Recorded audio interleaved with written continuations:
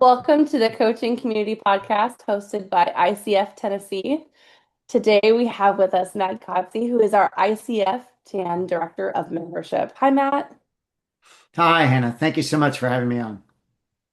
Thanks for jumping in. I'm so excited for everyone to get to know you and to hear from you. And if you've listened to prior episodes, which I know you have, you probably know I'm going to ask you about how did you get into coaching as the start to our time together? I do, Hannah. Thanks so much. This has come up several times in the past. People have asked me because I made a transition from medicine. I had a long career in clinical practice and medical administration, and the question has come, well, how did you transition from that to coaching? And I tell people that I really feel like coaching for me has been more of a rediscovery than a discovery. I going way back before medicine, I did a lot of theater growing up, and that was all about understanding motivation, understanding why people make the decisions they do, what the characters are thinking, why they do the things they do on stage. And that's what really fascinated me about acting. And so the world of coaching is in many ways similar. We are delving into an individual's motivations, delving into what drives them, what their values are, why they make the choices they do. So that really is the path that sort of led me to coaching. As far as coming there from medicine, in the last few years when I was in medical leadership, I did a lot of work on clinician well-being. So focusing on how to support people, how to work with people in their growth, how to work with them so they were better equipped to face the challenges in healthcare. So that journey led me the final step to transition to coaching. Such a cool combo, theater, medicine, coaching. Like, what can you not do? There's a lot I can't do. I can't draw at all. And then there are many other things. We have that in common. I always grew up saying, I can do abstract. Don't ask me to draw a face. Like, I will not get it right. I can draw an eyeball, but not the whole face. Yeah. Uh, well, when you think about your coaching journey so far, what has been most meaningful for you? So it's interesting. I'll pull back to the transition a little bit from medicine to coaching there. Uh, I really was burning out in terms of my leadership role, my medical practice, and was looking for what comes next based on what I was passionate about, which is the well-being work. And at that time, I had a coach when I went into leadership, and we had stayed in touch. So he sent me, or he recommended that I go to a program at Hudson Institute of Coaching called Life Forward. And at Life Forward, it's all about figuring out what's next. And at first, I went and I thought, okay, 4 days, how much insight can I get in 4 days? But it was really impressive. It opened my eyes to the fact that I wasn't, the path I was following was not where my heart was. And so I decided at that point to enroll in the full coaching program. And I think the biggest transition for me was the concept of presence. I thought I was present, but I think the challenge was that I tried to be present for all things at once. And as you well know as a coach, that's really not possible. And I ended up really not being present probably for anyone in anywhere near as much as I wanted to be or meant to be. And so that was a huge transition for me. You could ask my wife if she were here. She would tell you there's been a huge change. And I mean, for example, when I was working with the hospital and administration, I might be having a conversation with her and my phone would go off and I would answer the text. I would pick up the phone. I would have a conversation in the middle of an interaction with someone else. And I don't do that anymore. I am continuing to learn what presence really means. Mm, so inspiring. 'Cause coaching doesn't just change like how you coach, like coach training, but it changes who you are and how you show up with everyone else. I usually tell people, I dare you not to grow when you're learning how to become a coach because you literally cannot not grow as a human being. One of the things, and I'm sure it comes up in a lot of different programs, but one of the things that Pam McLean says in the Hudson program is you can only take the client as far as you've taken yourself. Hmm. And I really, the more coaching I've done and the more I've thought about these things and these topics, that just rings so true. There is no work that I can do with a client that I have not done with myself. I wholeheartedly agree. Um, so speaking of going places, doing things, you've written now two books.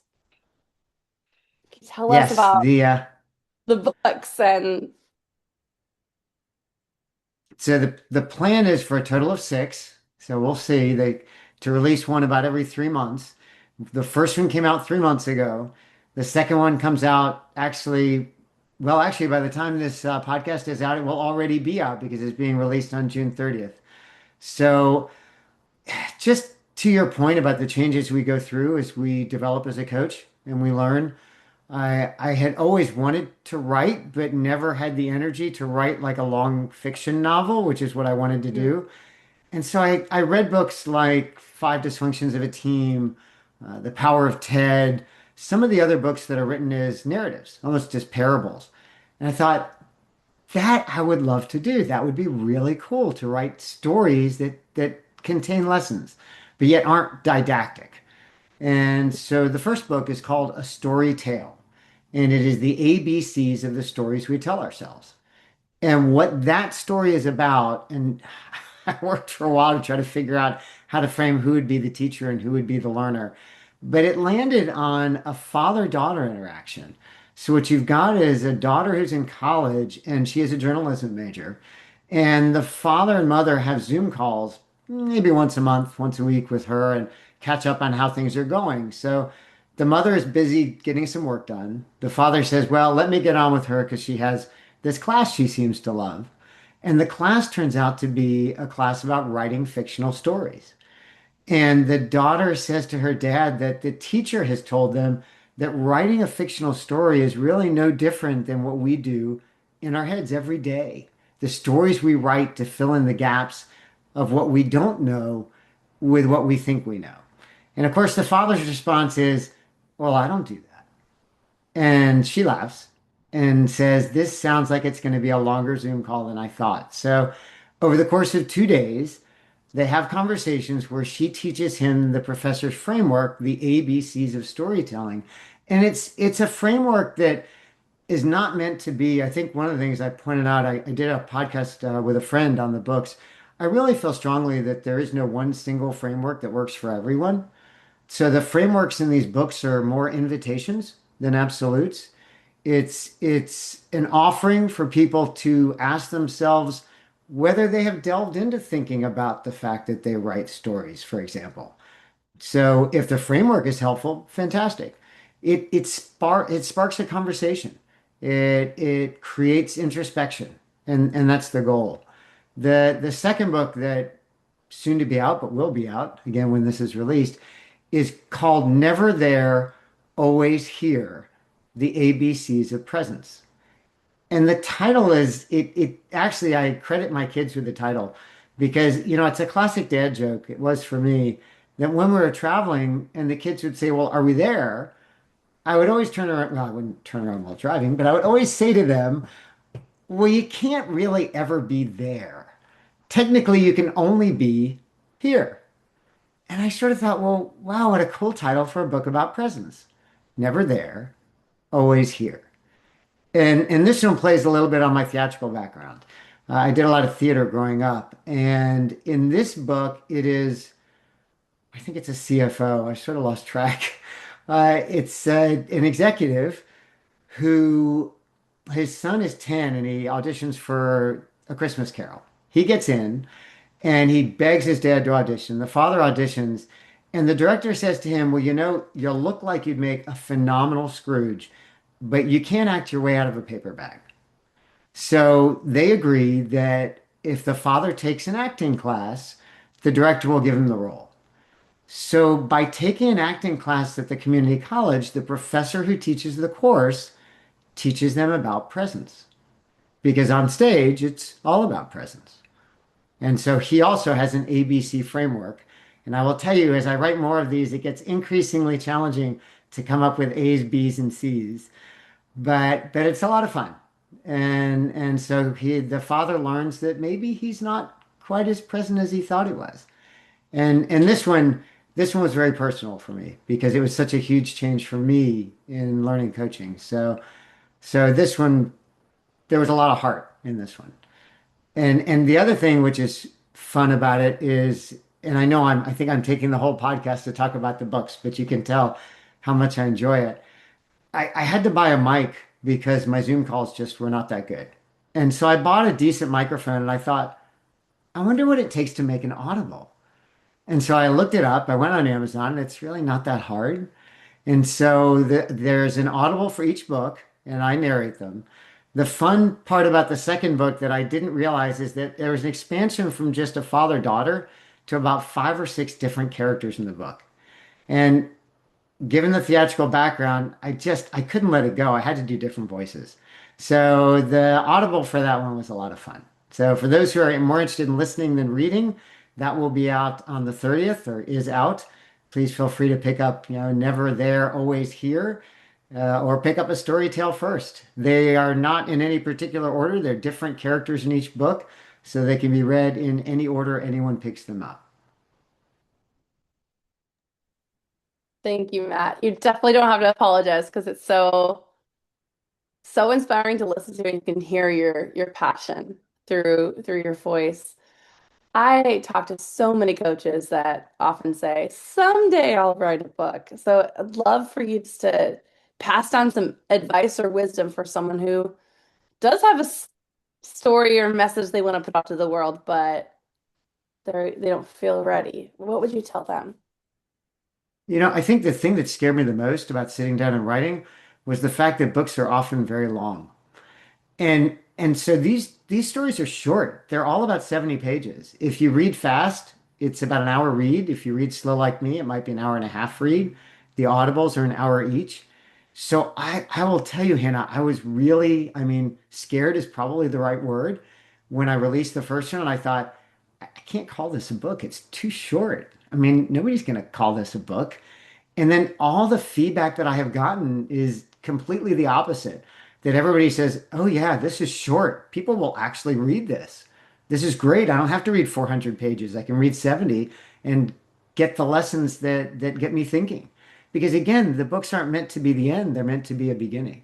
So they don't have to be long. So I think if someone's hesitating because they think, "Oh, I could never sit down and write something long," it doesn't have to be long, especially in this day and age. People prefer short. The other thing is, once you get started, you'd be surprised how it starts to just come out on the page. The hardest part is writing those first few sentences, and then everything that's in your brain just fuels you continuing to write. I think the other daunting thing for a lot of people, I know for me, was how do I publish? I actually thought about reaching out to publishers. I spoke to a friend who said, yeah, if you're not already a big name, nobody's going to publish you. And so, thank goodness, Amazon, you can self-publish. And even that was sort of scary, but they actually have come out with something called Kindle Create.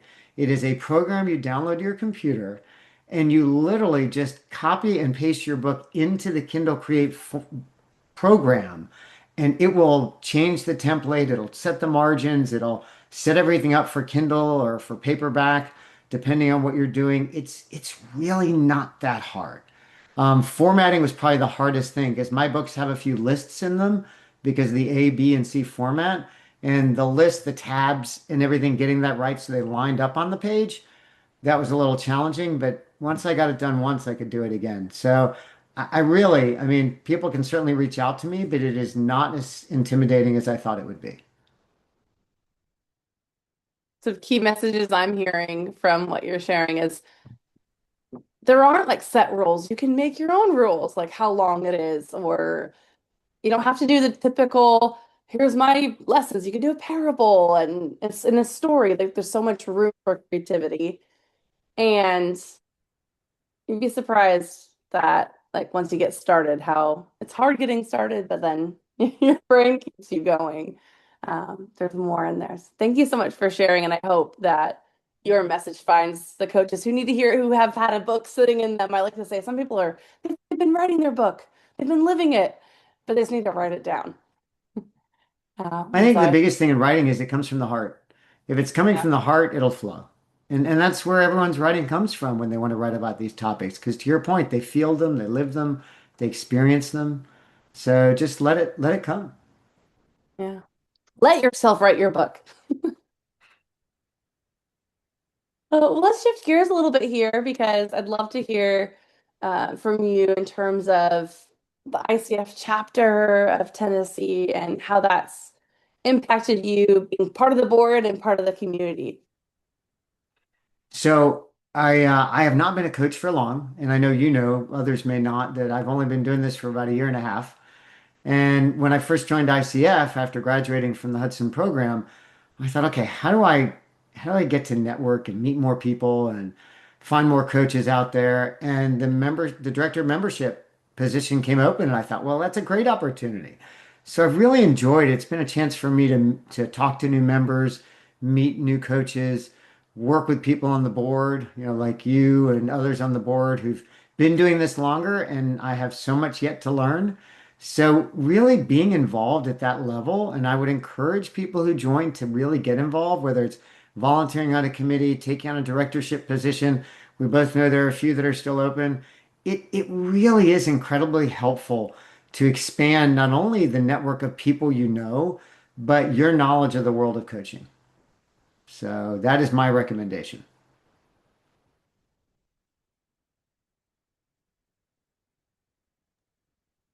I always do the courtesy mute, and I muted myself and started talking.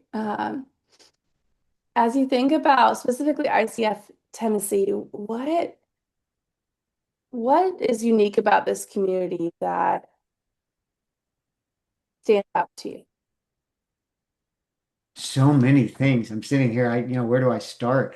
I The board has been so incredibly welcoming and supportive. The membership is very vested in growth. It's so impressive and so just wonderful to see how much the membership wants more programming, wants more interaction, wants more networking. They want the services that we want to provide them. I mean, we both know Pam, who's the director of programming, has just really expanded the number of programs we offer, and people are eating it up. They love it. And so to see the participation in these meetings, the co-hosted events, the speakers who've been brought in to our chapter meetings. There's just a lot of involvement, and that's been fantastic. Yeah, I've had a lot of coaches talking about our event. So shout out to Pam. I feel like we're shouting out Pam a lot, which I'm hoping we'll be able to get Pam on that on this podcast as well. Well, as you think about the future of coaching, what excites you the most? Can I just say everything? I mean, I guess that's too short. Everything. Go ahead. Everything, So, I period. mean, for me personally, just the opportunity for growth. I mean, as we all know, coaching, as much as being coached is a journey, being a coach is a journey. And it is an ongoing, never-ending journey of growth and self-discovery. So every client I work with teaches me something. Every coach I meet teaches me something. And it's wonderful. And it is what I love about being a coach. And so what excites me is just that continuing journey. I think I am intrigued, if we change it from excited to intrigued, to see what happens. Everybody talks about AI. I know we say AI will not replace the physical coaches. I think in order for that to happen, I think it is so essential that we don't lose the human element of interaction. And that is so integral to what we do. It's such an integral part of the coaching process is enabling our clients to be more human in who they are and in their interactions with others. And as if we can maintain that, if the human interaction still has value, which we hope it never loses, then absolutely AI is not an issue.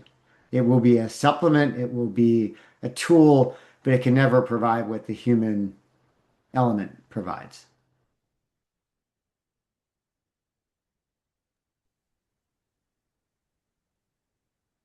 Just want to stop there because I'm a little bit. It's a AI is a supplement we have to hold on to humanity and practice it. Practice those interactions.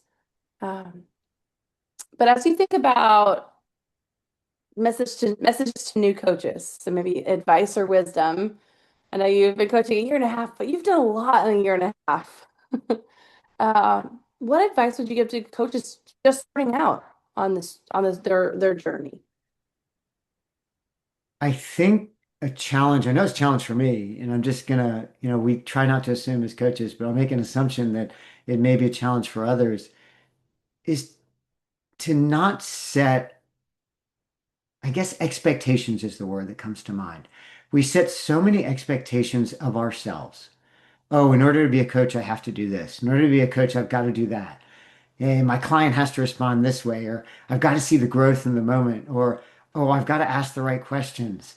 There is no right question. There is no absolute right way. Like I said with the books I was talking about, everybody's different.